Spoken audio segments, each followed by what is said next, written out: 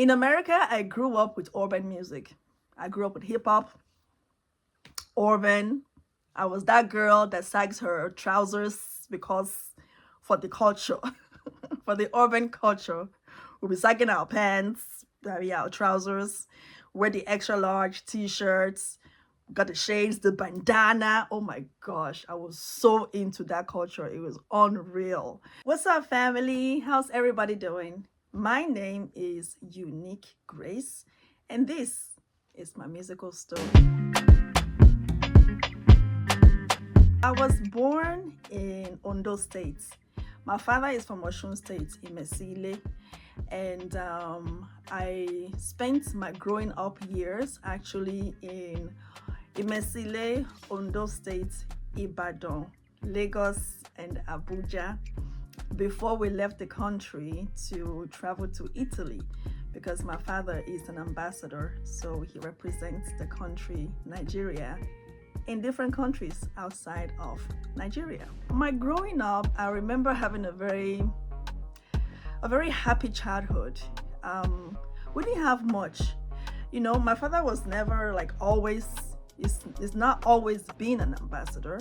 He started at a certain level. My mother being a teacher, there were times that they did not even receive salaries. There were times where we did not even have food to eat. There were times where we would have breakfast, no lunch, and we'll be hoping we will have dinner. However, even in those times of hoping, my family still stuck together. My family believed in being together, doing things together. I remember a time when I was praying to God so much that my dad would come home before I go to bed because my stomach was growling. I was so hungry, As in, I looked outside one day and I saw a pigeon and I said, if my hands, oh God, I said, if my hands should touch that pigeon, I would treat that pigeon like a chicken. I would roast that chicken. I was that hungry. So even though I grew up with that kind of background up to an extent, my family was so close, so close. We were always singing together, laughing together. That was my childhood. So at the age of 11, we traveled out to Italy for the very first time as a family. My neighborhood growing up outside of Nigeria was quite lonely, if I may say, because listen, leaving Nigeria, going to a foreign land at that point, it was Italy. It was different for me. I did not speak the language. I did not understand the culture. I didn't know what was going on. I was just trying to, go with the flow. I was spending more time trying to understand what people were saying than even what they were saying. You understand? Like the first time I heard Fune, why are these people twisting their tongue like this? Speak straight. I can't hear you. I don't understand. You get, but my neighborhood was beautiful. The streets were clean.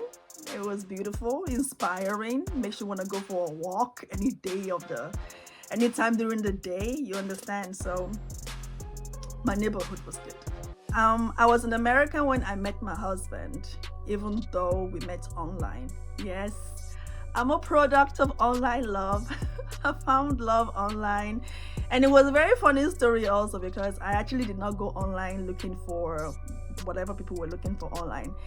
We had moved from Switzerland, and my family went back to Nigeria because my father's posting was done in Switzerland, and I was given a choice to either stay in Swiss or go to Nigeria or go to America. My brothers and sisters, aunties and uncles, please, what would you choose? So I picked America, and at the age of 15 and a half, I moved to America all by myself. My father put me in a dormitory school. So fast forward, about 10 years later, I met my husband online. Fast forward, 1 year later, we were married. Couple of months later, we moved to New York. Couple of months later, I went to Angola. A couple of months later, I came to Belgium. Belgium is where my husband was born, so his family was here. So in Belgium, they speak two main languages, French and Dutch. I learned Dutch actually went to school to learn Dutch.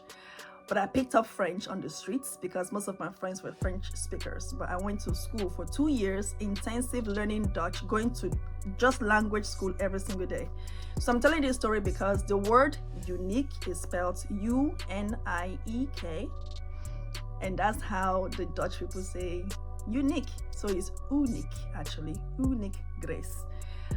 But of course, I'm English speaking, so it's Uniekgrace, but spelled differently like that.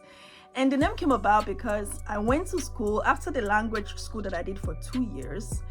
I went straight to get my bachelor's degree, and the university that I went to was not in English, it was in Dutch. And I remember the first year, my first exams, I aced it. I didn't have any repeats, I didn't have any failure. I aced all my exams. That even the people that were born in Belgium, that have been going to school, that have been used to the system in Belgium, they were really shocked about the way that I did. I wasn't, because I said, what else am I doing in this country? What else am I doing? Where else am I going? If not to go home and study. And us Nigerians, we can cram. We can learn. We're so ambitious and competitive. And I just said, well, honestly, it's a unique grace of God. I don't know what else to tell you, but to just say it's a unique grace of God. So by the time I finished my university in Belgium, I acquired my bachelor's degree. And then the same year, I was pregnant with my second child. That same year was also when I released a song called I'm a Survivor. Go figure, right?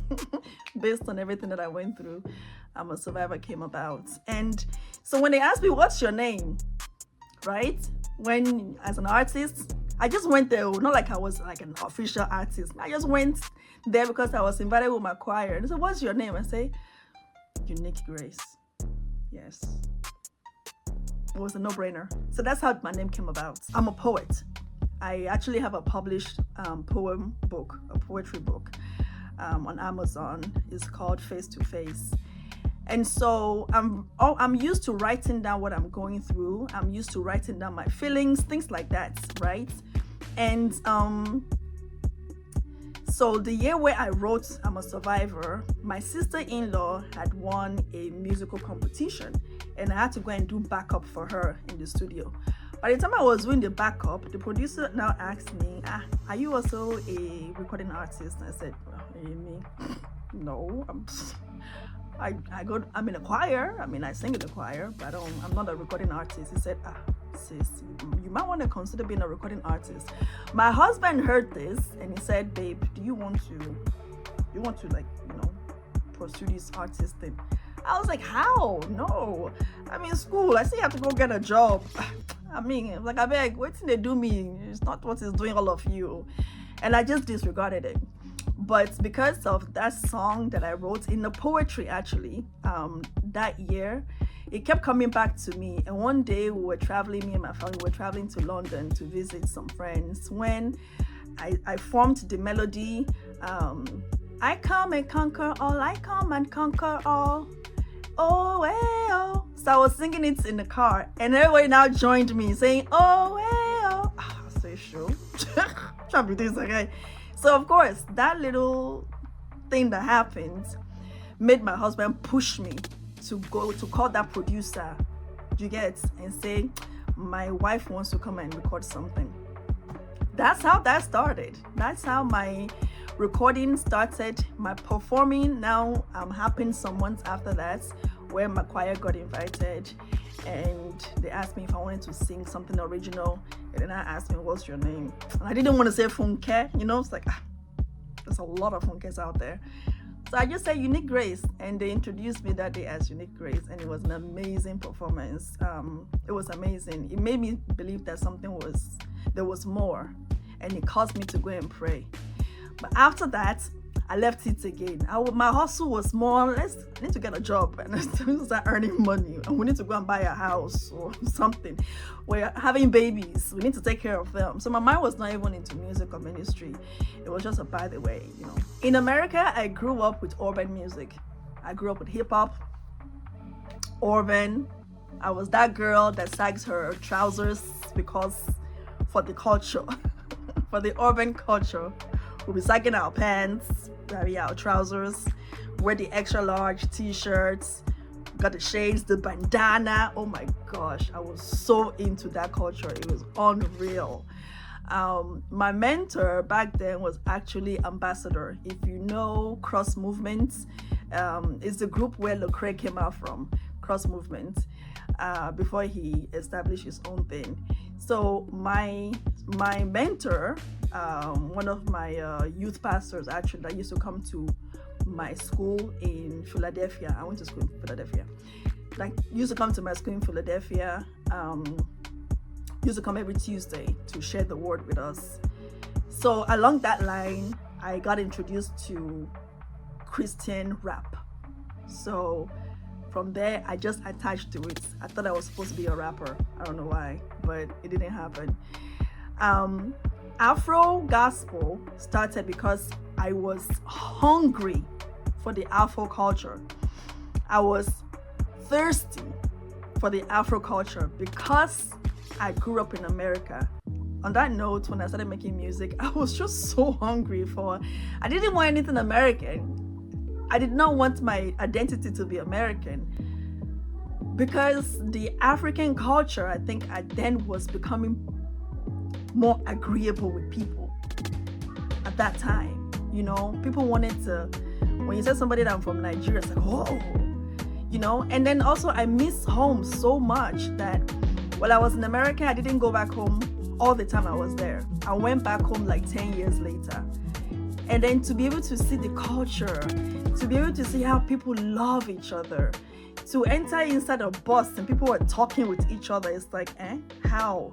Because where I grew up, when you enter a bus or any transport, like even an Uber or even, I don't know, whatever it is, you're on your own, you know? Everybody is quiet.